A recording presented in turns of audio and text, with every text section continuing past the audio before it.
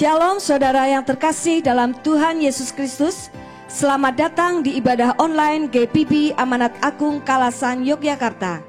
Kami sangat senang melayani saudara pada ibadah online ini.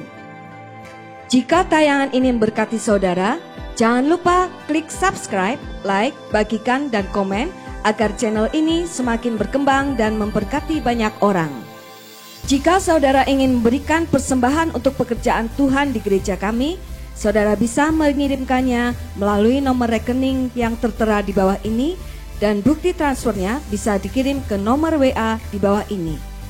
Atau persembahan dapat dibawa langsung ke gereja dan dimasukkan ke kotak persembahan yang sudah tersedia. Hendaklah masing-masing memberikan menurut kerelaan hatinya, jangan dengan sedih hati atau karena paksaan, sebab Allah mengasihi orang yang memberi dengan sukacita. Dan Allah sanggup melimpahkan segala kasih karunia kepada kamu, supaya kamu senantiasa berkecukupan di dalam segala sesuatu, dan malah berkelebihan di dalam pelbagai kebajikan. 2 Korintus 9 ayat 7 sampai dengan ayat yang ke-8. Kami ucapkan terima kasih atas perhatiannya, dan selamat beribadah. Tuhan Yesus memberkati. Baik, kita akan mulai ibadah kita dan saya jemput Ibu Bapak Saudara sekalian bangkit berdiri, kita berdoa kepada Tuhan.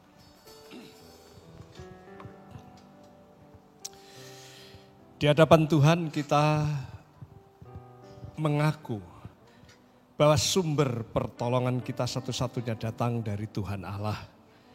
Tuhan Allah yang sudah menciptakan bumi langit dan segala isinya, Tuhan Allah yang sudah menciptakan saudara dan saya. Tuhan Allah yang sudah datang di dalam nama Tuhan Yesus Kristus menebus dosa-dosa saudara dan saya, sehingga saudara dan saya menjadi orang benar, menjadi bagian dari keluarga Allah, menjadi anak-anaknya. Tuhan Allah di dalam Tuhan Roh Kudus yang menyertai saudara dan saya, memimpin, memberkati, menghibur dimanapun saudara berada, dan tidak pernah sedikit pun Dia meninggalkan saudara dan saya. Arahkan hatimu kepada Dia dan kiranya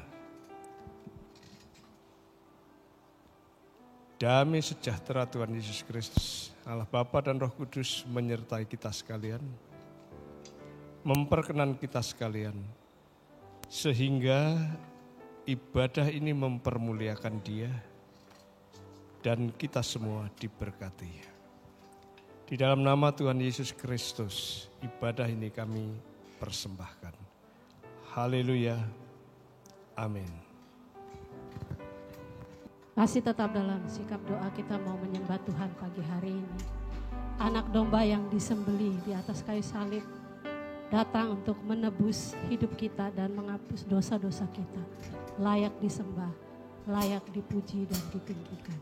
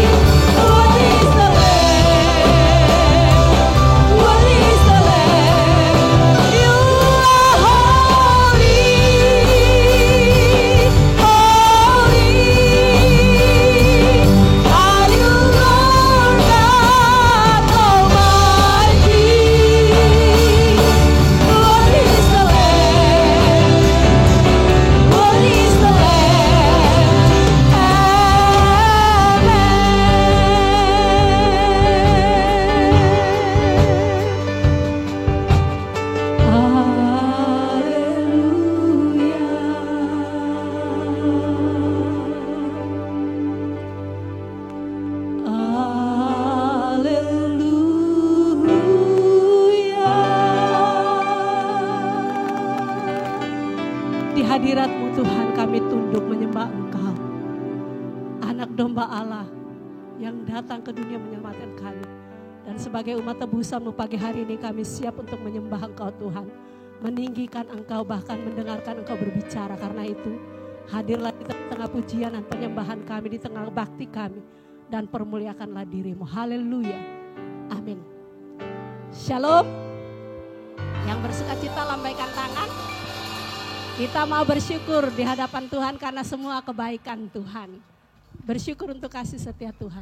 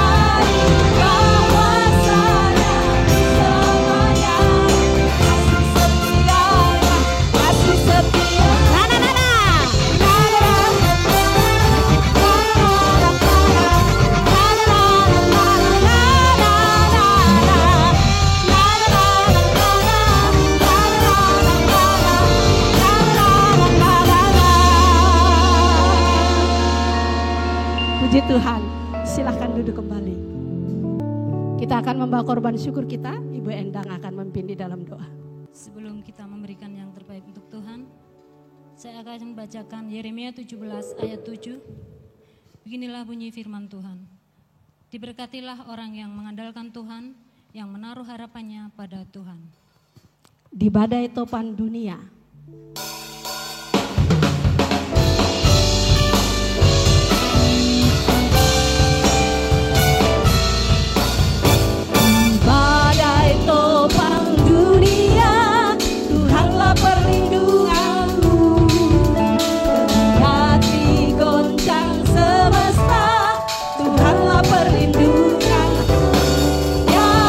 Yesus gunung batu di dunia.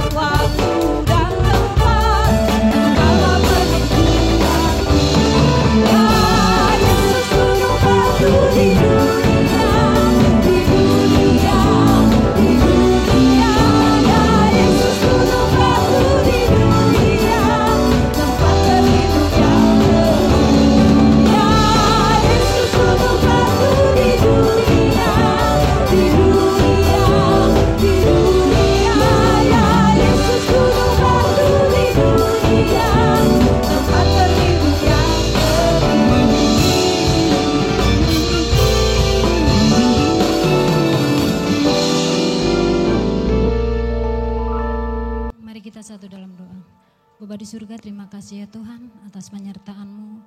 Siang hari ini kami berkumpul bersama-sama memuji memuliakan Engkau ya Bapa. Dan kami sangat bersyukur ya Tuhan karena anugerah-Mu yang sangat luar biasa ya Tuhan. Sehingga kami bisa memberikan yang terbaik untuk Engkau ya Tuhan. Khususnya persembahan ini ya Bapa, biarlah persembahan ini berguna untuk pelayanan gereja-Mu di tempat ini ya Tuhan. Dan kami juga mengucap syukur ya Bapa buat anak-anak Tuhan yang telah rela memberikan persembahan untuk pelayanan di tempat ini ya Bapa. Dan kami juga bersyukur ya Tuhan, biarlah persembahan ini menjadi dupa yang harum di hadapan Engkau ya Bapa. Tak lupa Tuhan, kami juga berdoa buat bangsa dan negara ini ya Tuhan.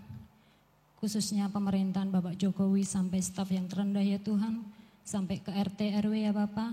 Kiranya Tuhan berkati anak-anak Tuhan yang telah Engkau percayakan untuk mengelola bangsa ini ya Tuhan. Kiranya beri kekuatan, beri kesehatan ya Tuhan, setiap menjalankan pekerjaan yang Tuhan telah pilihkan ya Bapa. Dan kami juga berdoa ya Tuhan untuk penanganan COVID-19 ini ya Tuhan. Kiranya Tuhan beri kekuatan kesehatan tim medis ya Tuhan yang telah Engkau siapkan sehingga bisa menangani ini dengan baik ya Bapa. Dan kami juga berdoa Tuhan untuk perekonomian, kami serahkan ke dalam tangan kuasa-Mu, biarlah perekonomian ini menjadi lebih baik ya Bapa, untuk kemuliaan-Mu, untuk kemakmuran bangsa ini ya Tuhan. Terima kasih Yesus, kami sudah berdoa dan mengucap syukur, haleluya, amin. Saya mengajak Bapak Ibu berdiri bersama-sama, kita akan mendengarkan firman Tuhan. Kita akan iringi dengan satu pujian, ku tetap cinta dan ku tetap setia kepada Tuhan.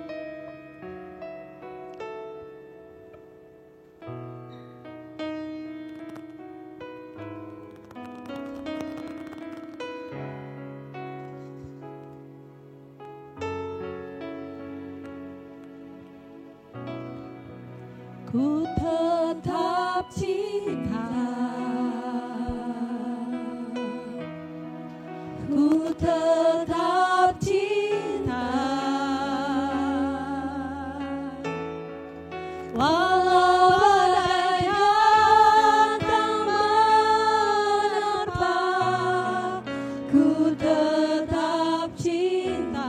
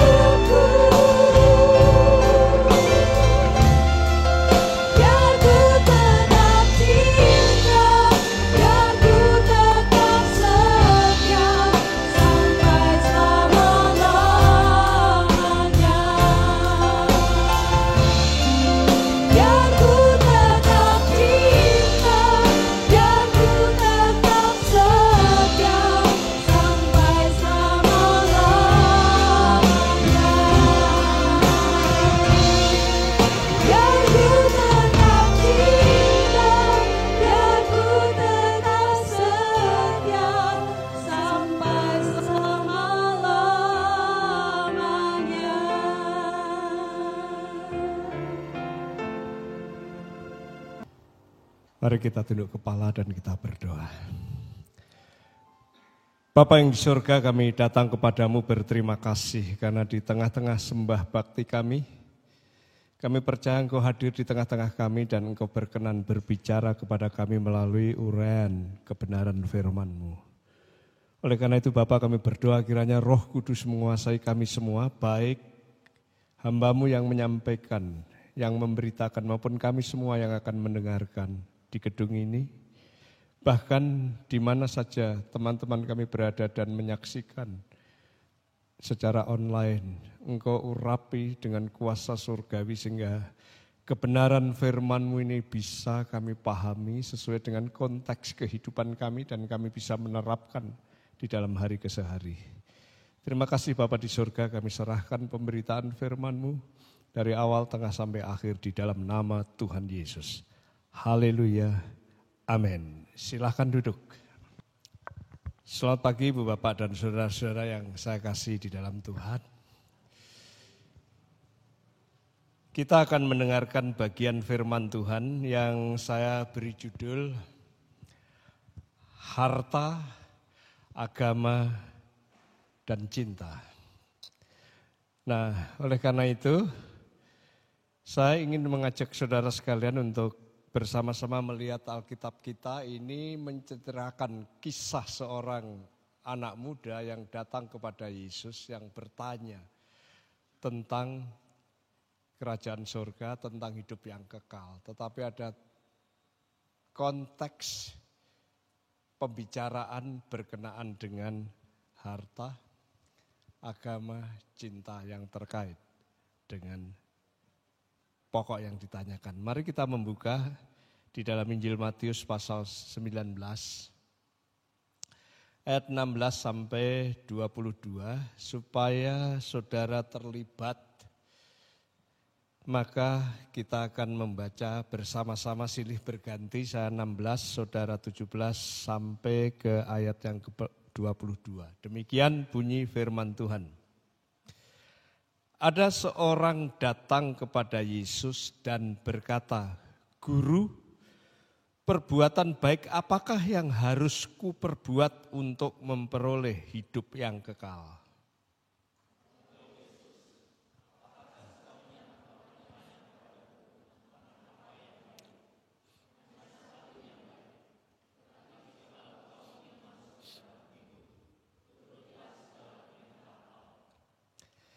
Kata orang itu kepadanya, perintah yang mana? Kata Yesus, jangan membunuh, jangan berzina, jangan mencuri, jangan mengucapkan saksi dusta.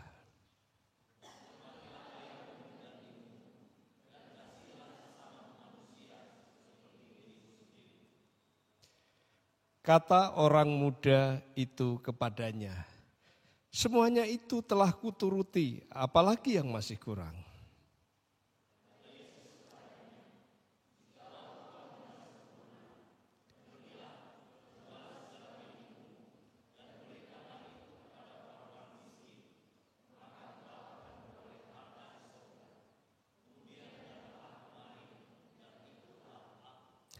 Ketika orang muda itu mendengar perkataan itu, pergilah ia dengan sedih sebab banyak hartanya.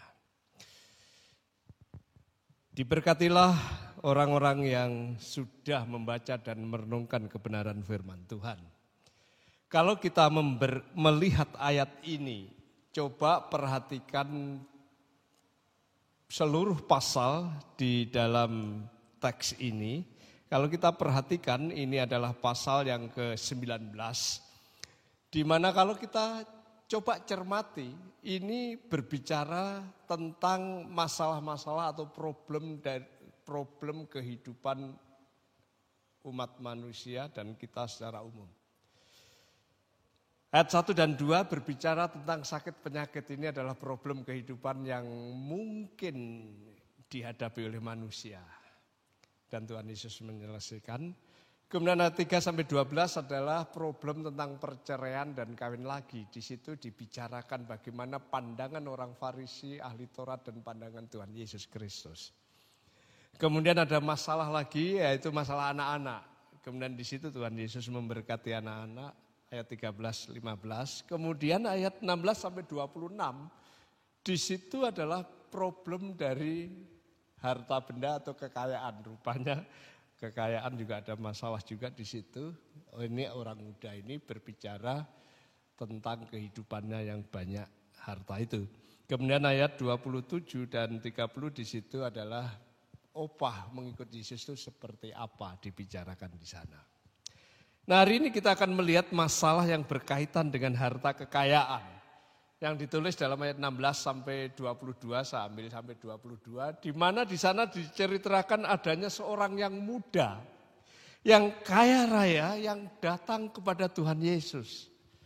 Nah, ketika dia datang kepada Tuhan Yesus, sebenarnya dia bertanya, bagaimana memperoleh hidup yang kekal? Bagaimana saya bisa menikmati kerajaan Allah itu? Lalu apa kaitannya dengan harta, agama, dan cinta? Kalau saya meneliti kisah itu, cerita itu, maka item-item atau unsur-unsur yang berkenaan dengan harta, yang berkenaan dengan agama, yang berkenaan dengan cinta, dibahas secara unik dan menarik di dalam teks ini. Dan itu sebabnya saya memberi judul harta, agama, dan cinta. Nah, mari kita lihat pokok-pokok tersebut. Kalau kita memperhatikan di situ, ya, seseorang yang datang kepada Tuhan Yesus, yang kala itu mungkin dipahami sebagai guru yang agung, guru yang sejati, guru yang khotbahnya, pengajarannya begitu menarik. Anak muda ini datang dan diceritakan di situ, anak muda di situ adalah anak muda yang kaya, yang banyak hartanya, ayat 22. Nah, saya membayangkan ini seorang muda, barangkali seperti saudara, kebanyakan di sini masih muda, tapi dia kaya. Dan kaya dia datang kepada Tuhan Yesus. Ketika saya pikirkan, orang muda ini orang muda yang sukses. Masih muda, kaya raya lagi. Ini luar biasa. Mungkin tidak termasuk saya sudah agak tua barangkali. Saya sudah umur 60 tahun dan pelayanan 40 tahun karena saya bertobat umur 20 tahun dan langsung pelayanan di mana-mana, keluar masuk di desa-desa. Kemudian oleh seorang penginjil yang membawa saya itu, kemudian saya dilatih, dibina, digembleng untuk menjadi hamba Tuhan. Dan akhirnya saya sekolah teologi, kemudian terus pelayanan terus, tidak pernah tidak. Dari desa ke desa, dari kota ke kota, dan akhirnya pulau ke pulau. Dan banyak pengalaman yang saya lihat di situ. Dan kalau saya ketemu orang muda, dan orang muda itu kaya, pasti saudara setuju dengan saya. Dia orang sukses. Masih muda, kaya. Nah, ini orang itu seperti yang saya gambarkan tersebut. Dia muda dan kaya. Kemudian saya mulai tarik. Apa sih sebenarnya yang dicari kita sebagai umat manusia di dunia ini? Entah itu orang desa, orang kampung, orang kota, orang biasanya juga sama. Bekerja siang malam. Bekerja dengan berbagai cara. Dengan berbagai macam upaya, apa yang dicari? Bukankah sama kalau kita cermati secara betul, orang juga cari uang. Kalau bisa dompetnya penuh uang, juga penuh kartu ATM, tapi ATM-nya berisi sehingga ketika masuk tidak akan pernah, maaf saldo Anda tidak mencukupi untuk ditarik, tapi terus ada, kaya. Berada. Nah, pertanyaan yang mungkin perlu kita renungkan. Ketika melihat orang kaya ini yang datang kepada Tuhan Yesus. Dan ketika kita memikirkan, saya juga kepengen seperti itu. Saya bekerja. Seperti itu, kalau saya mahasiswa, saya sekolah yang pintar, kemudian itu saya lulus. Dan setelah lulus saya pergi ke dunia nyata mencari pekerjaan, dapat pekerjaan dan dapat gaji yang baik, uang banyak. Saya pengen seperti itu. Apa salah orang menjadi kaya? Apa salah orang memiliki harta yang banyak? Apa tidak boleh orang Kristen itu punya harta yang banyak? Jawaban saya, boleh. Bisa. Dan harusnya begitu. Kemudian sudah timbul pertanyaan, kalau demikian apa yang salah dengan ini? Apa yang salah dengan orang ini? Dia muda, dia kaya. Apa yang salah? Saudara dengar baik-baik. Yang salah adalah orientasi atau tujuan hidup atau sasaran hidup. Kalau saudara berusaha, berupaya, semua adalah untuk harta, semua adalah untuk kekayaan, semua adalah untuk kesuksesan, maka orang muda ini kaya, sukses. Tapi kalau orientasinya hanya itu, kisah ini menolong kita untuk menunjukkan kalau orientasinya hanya kekayaan, saudara sekaya apapun saudara masih kurang.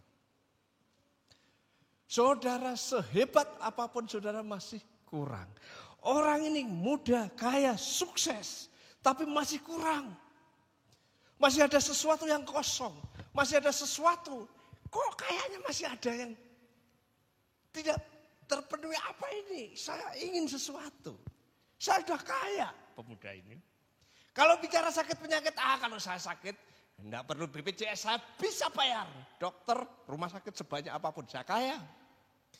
Kalau misalnya ada persoalan dengan istri, keluarga, ini dan lain sebagainya, diancam dengan perkelahian dan perceraian, saya kaya, saya bisa tutupi sehingga keluarga bisa bahagia. Kalau ada anak, saya kaya, anak ini bisa bertumbuh, nanti saya bisa kasih uang, bisa kasih sekolah yang terbaik, saya ada uang. Saya kaya. Tapi kalau bicara tentang upah di surga, dia bingung.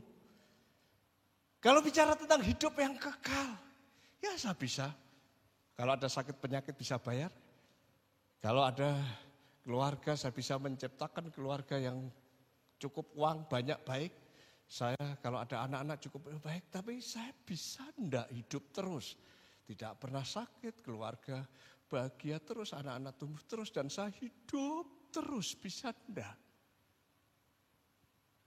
Pengalaman, logika berkata tidak bisa. Dia ada tanya-tanya. Ada hati yang kosong, ada sesuatu yang tidak dia terima dan tidak dia nikmati. Apa itu? Saya bisa enggak hidup yang kekal? Wah, ini ada guru yang hebat, ada guru agung.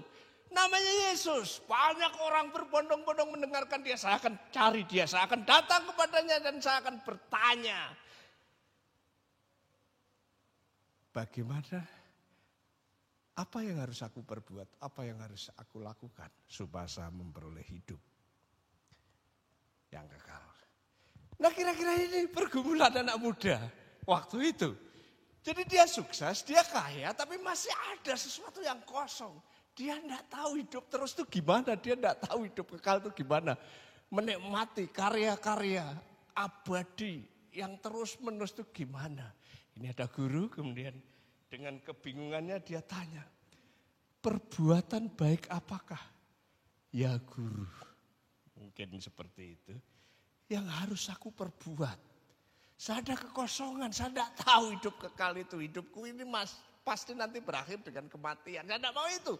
Saya mau berakhir dengan hidup yang kekal. Apa yang harus aku perbuat, guru? Jemaat yang dikasihi Tuhan, ini pertanyaan umum, general. Saudara pergi ke belahan manapun orang bertanya seperti itu. Orang tidak akan bisa menjawab sesudah kematian ada apa.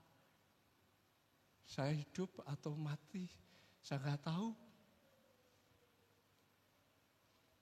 Bagaimana kehidupan ini? Perbuatan baik apa yang harus aku perbuat? Itu sebabnya orang berlomba-lomba berbuat baik. Orang berlomba-lomba untuk melakukan kebaikan-kebaikan. Kebaikan.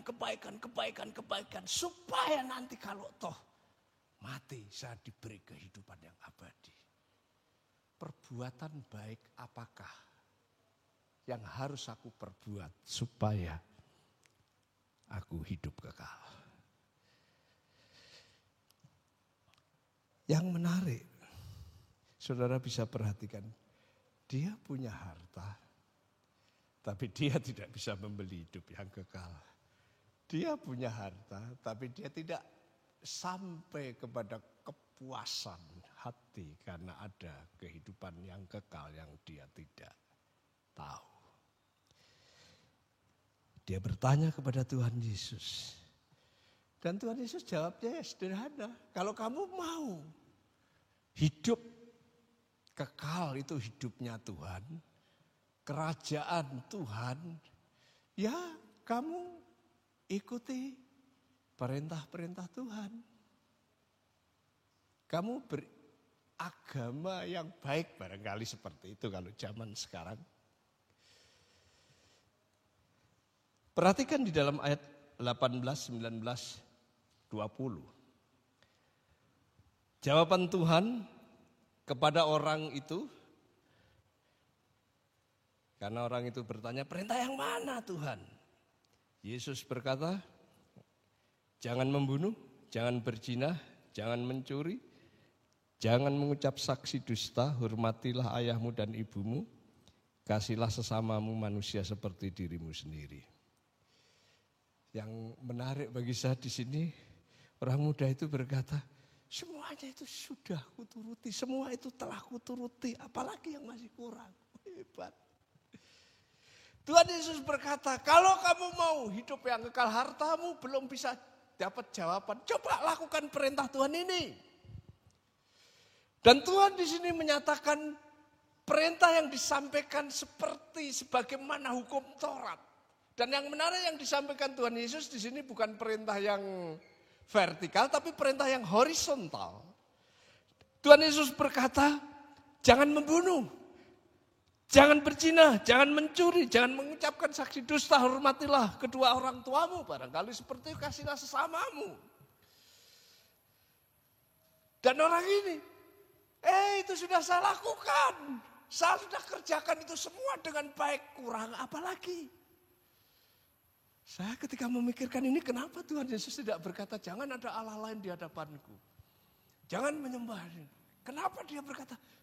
Karena saya pikir Tuhan Yesus sedang berkata, kalau kamu bisa mengasihi orang-orang di sekitarmu yang terlihat, maka kamu bisa mengasihi Tuhan yang tidak terlihat. Bagaimana kamu berkata aku mengasihi Tuhan Allah yang tidak terlihat, sementara kamu tidak mengasihi sesamamu? Itu sebabnya dia tekanannya adalah yang horizontal, jangan membunuh. Mungkin laki-laki itu berpikir, enggak, saya tidak pernah membunuh. Jangan berzina, enggak. Jangan mengucapkan saksi dusta, enggak. Mencuri juga enggak. Hormati orang tua, ya saya menghormati orang tua. Kasih sesamamu, ya saya mengasihi sesama. Apalagi yang kurang. Ketika saya berpikir ini, kira-kira dia ngomong benar atau tidak? Kira-kira dia berkata sudah melakukan atau tidak? Saya pikir dia sudah melakukan. Dan dia benar melakukan hal-hal seperti itu. Dan kalau saya memperhatikan kesaksian dari Markus dan Lukas, cerita yang sama tentang kisah ini, dikatakan orang muda ini bukan hanya kaya, dia saleh juga. Bukan hanya saleh, dia sopan. Karena dikatakan ketika Tuhan Yesus datang, dia langsung datang kemudian dia bersujud dengan hormat, jadi sopan. Dan saya pikir agamanya juga baik. Jadi saya pikir ketika dia bilang jangan berzina, dia juga tidak berzina. Ketika dia bilang jangan mencuri, dia tidak.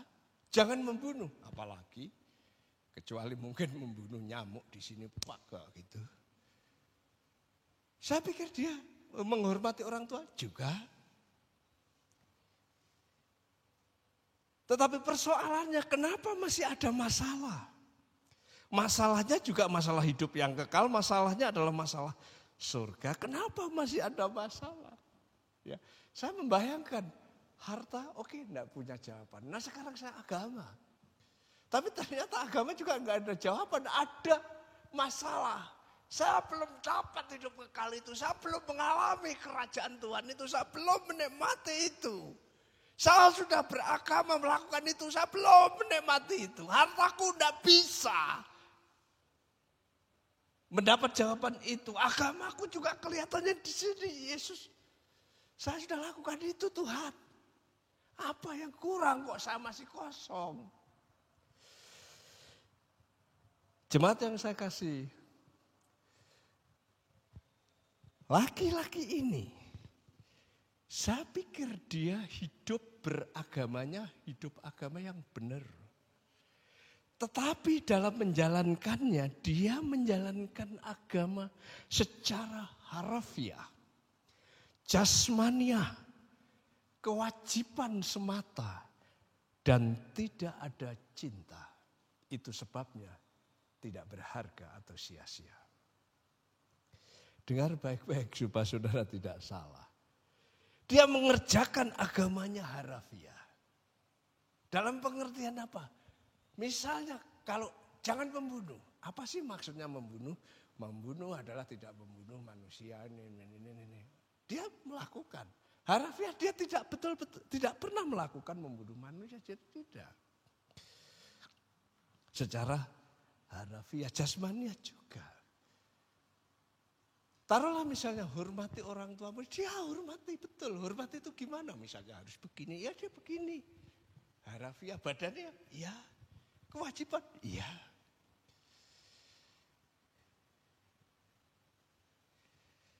Kalau diginikan, orang ini orang Kristen, betul Kristen. Secara harafiah Kristen itu apa? Dia dibaptis, ya dia dibaptis. Dan betul-betul secara jasmaniah dia melakukan baptisan. Kemudian dia ke gereja, ya dia ke gereja. Artinya apa? Datang ke gereja, duduk, mendengarkan, ikut terlibat, kemudian pulang. Ya semua secara harafiah.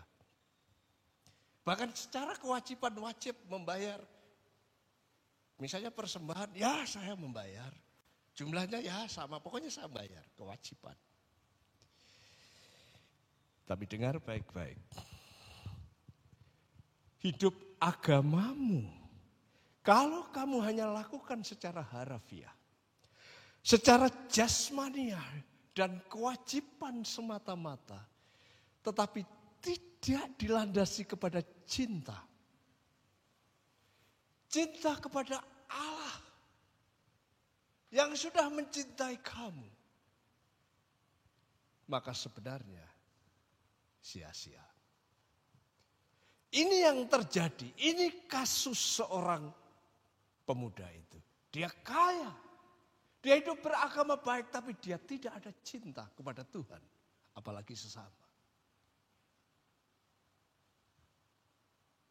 Itu sebabnya ketika dia tanya, apalagi yang kurang Tuhan, saya harta cukup, kalau persembahan banyak cukup. Tapi tidak ada cinta. Memang ada orang memberi persembahan tidak pakai cinta, banyak. Paling gampang aja kalau saudara naik mobil atau naik motor kemudian ada orang yang minta-minta. Saudara kan ngasih. Saudara ngasih karena cinta atau ngasih karena supaya cepat pergi? Saudara ngasih karena cinta atau ngasih recehan, mumpung ada receh kasih. Saudara ngasih karena cinta atau karena pada umumnya kalau ada orang ngemis dikasih ya udah saya kasih. Sama, saudara pergi ke gereja. Saudara secara harafiah betul-betul datang ke gereja. Secara badaniah juga ke gereja. Secara kewajiban juga ke gereja hari Minggu. Saudara tidak datang hari Rabu. Ya, karena kewajibannya hari Minggu, Rabu tidak wajib. Semua terpenuhi. Tapi persoalannya, ada enggak cinta di hatimu kepada Tuhan? Ada enggak secara spiritual betul-betul saya mengasihi Tuhan karena Tuhan sudah lebih dahulu mengasihi saya. Saya tahu dia sudah begitu banyak kasih karunia anugerah yang diberikan kepada saya. Sehingga muncul cinta yang begitu luar biasa kepada Tuhan. Ketika itu yang terjadi. Entah itu harta, entah itu ibadah. Entah itu kekayaan, entah itu agama, itu menjadi sesuatu yang indah. Yang sukacita, yang bahagia, yang enteng dan bukan sesuatu yang memberatkan. Saudara ingin bukti kenapa pemuda ini sebenarnya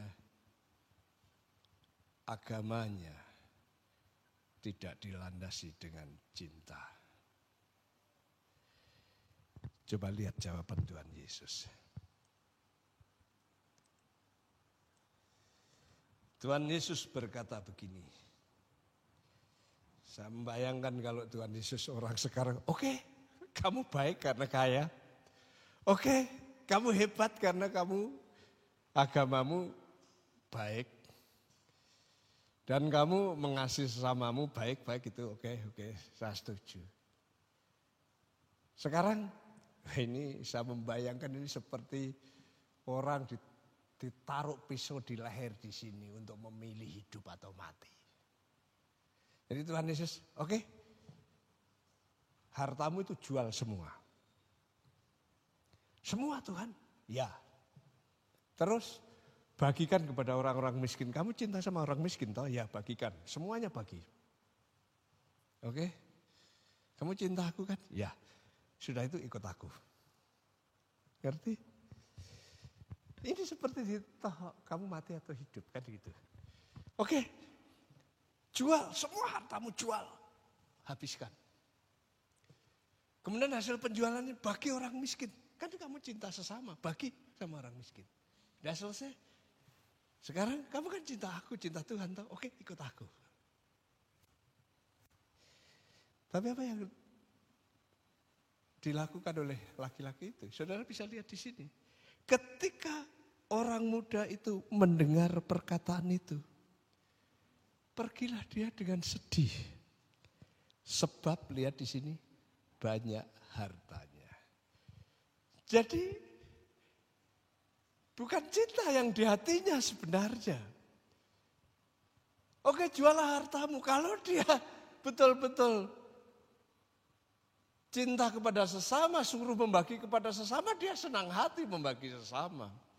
Kalau dia sungguh-sungguh cinta kepada Tuhan, diminta untuk bersama Tuhan, dia senang hati bersama Tuhan. Tapi nampaknya dari statement Tuhan Yesus di sini, nampaknya dari perintah Tuhan Yesus di sini, Tuhan Yesus sedang menelanjangi orang ini sebenarnya di hatimu itu apa? Di hatimu itu bukan cinta. Kalau toh di hatimu cinta, itu adalah cinta harta benda yang kamu punyai. Bukan cinta kepada sesama dan cinta kepada Tuhan.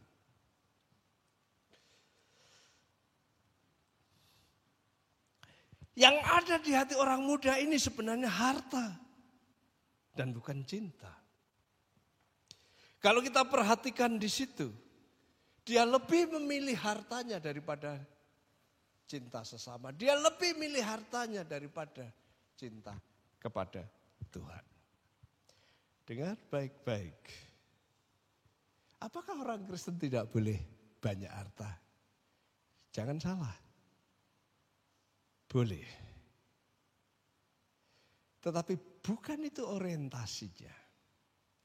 Kalau saudara punya harta, tapi tidak pernah harta itu menggeser cinta saudara kepada Tuhan.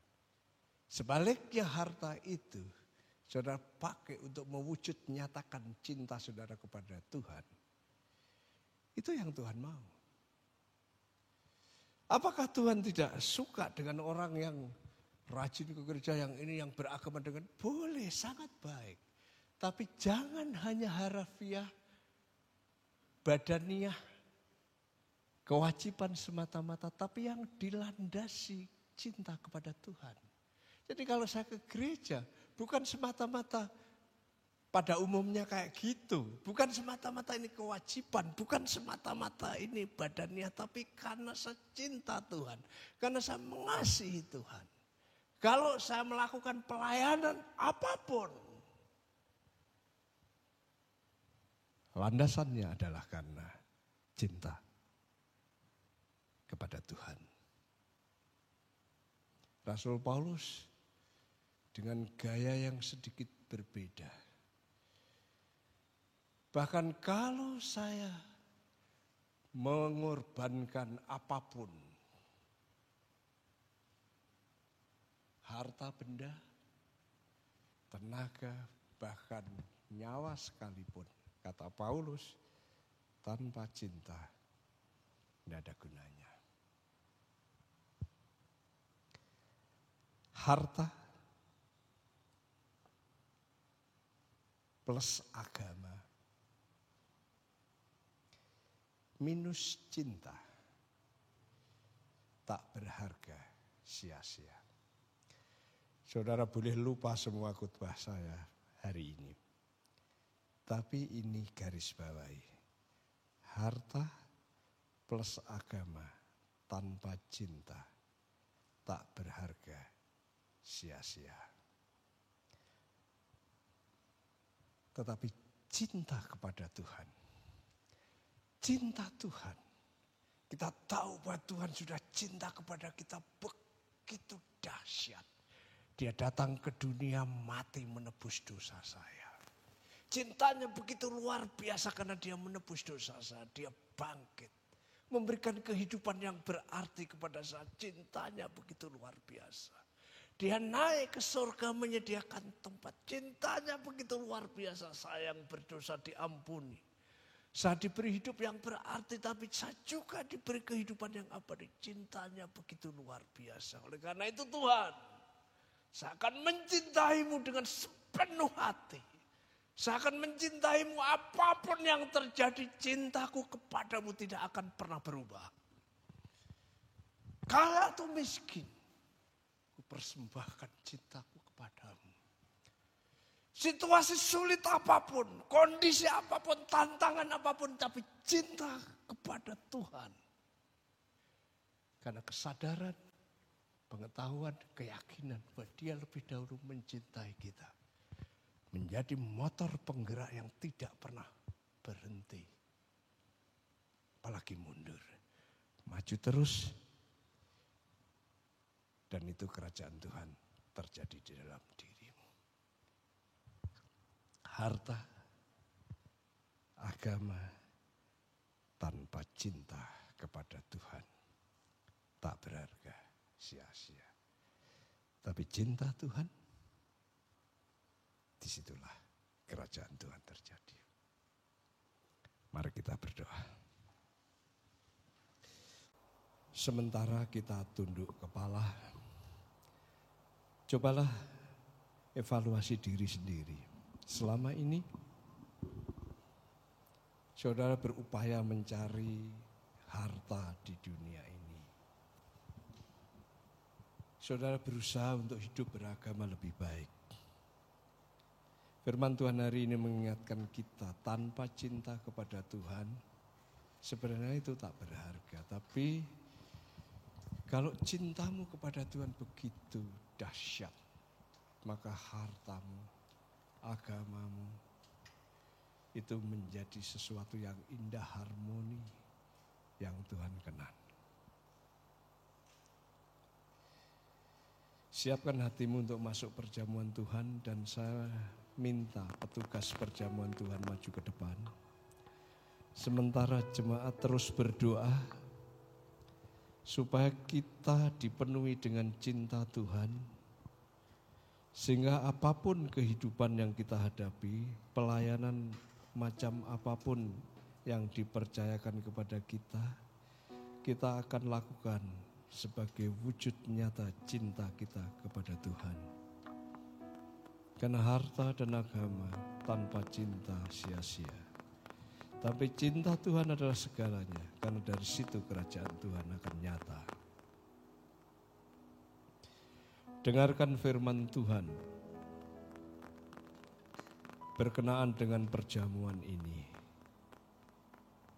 Sebab apa yang telah kuteruskan kepadamu, telah kuterima dari Tuhan.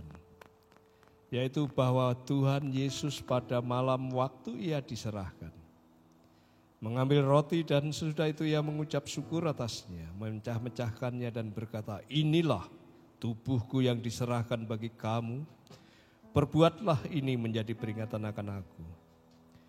Demikian juga ia mengambil cawan sudah makan lalu berkata, cawan ini adalah perjanjian baru yang dimeteraikan oleh darahku.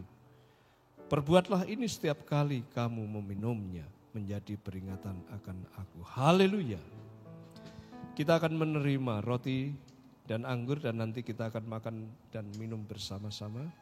Sementara saudara menanti giliran pembagian, berdoalah kepada Tuhan supaya perjamuan Tuhan ini memberkati kamu dan firman Tuhan itu menjadi suluh bagi kakimu. Terima kasih Tuhan Yesus.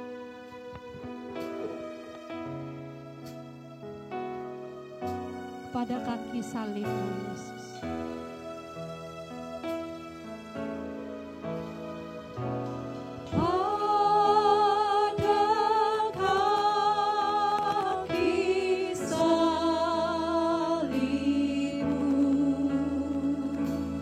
I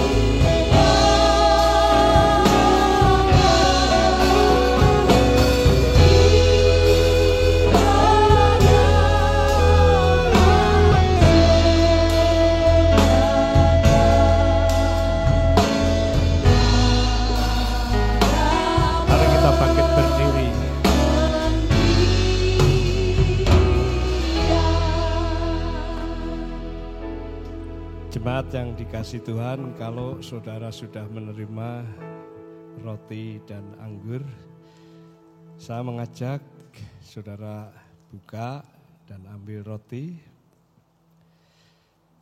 dan kita angkat dengan tangan sebelah kanan. Arahkan hatimu kepada peristiwa 2000 tahun yang lalu di saat Tuhan Yesus datang ke dunia, menyatakan cintanya kepada saudara dan saya dengan mati di kayu salib supaya saudara dan saya yang berdosa diampuni dan menjadi anak-anaknya. Itu yang terjadi atas kita sekalian. Oleh karena itu kita patut bersyukur dan berterima kasih kepada Tuhan Yesus yang sudah mati menebus dosa saudara dan saya. Roti ini mengingatkan peristiwa itu. Oleh karena itu bersyukurlah, makanlah dalam nama Tuhan Yesus Kristus. Kita makan bersama-sama.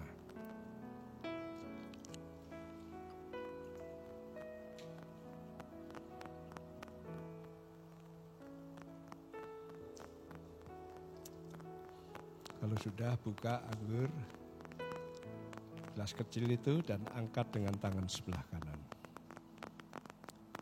Demikian juga gelas kecil berisi air anggur ini mengingatkan akan kita bukan hanya darah Tuhan Yesus yang tertumpah di Golgota, tapi mengingatkan juga akan kebangkitannya. Ini juga mengingatkan akan meterai perjanjian. Perjanjian baru antara Allah dan kita sekalian yang percaya. Perjanjian yang tidak pernah dibatalkan oleh siapapun. Perjanjian di mana orang yang percaya Tuhan Yesus Kristus menjadi anak-anaknya, menjadi miliknya, menjadi mempelai perempuannya yang nanti pada kali yang kedua kedatangannya akan menjemput kita masuk di dalam pesta anak domba Allah. Di sana sukacita bahagia selamanya bersama Tuhan. Itu terjadi atas saudara dan saya yang percaya kepadanya. Oleh karena itu bersyukur dan berterima kasih kepada Tuhan, minumlah. Demi nama Tuhan Yesus Kristus, kita minum bersama-sama.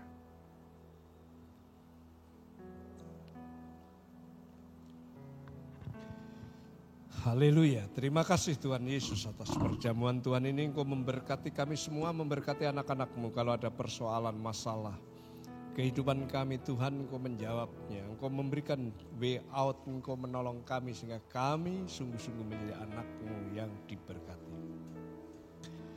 Kalau ada doa-doa yang saudara panjatkan, silahkan berdoa. Tuhan hadir, Tuhan akan menjawab dan akan memberkatimu. Sementara itu petugas perjamuan mengambil gelas-gelas kecil untuk dikumpulkannya. Jemaat terus berdoa, terus jaga hadirat Tuhan. Haleluya, terima kasih.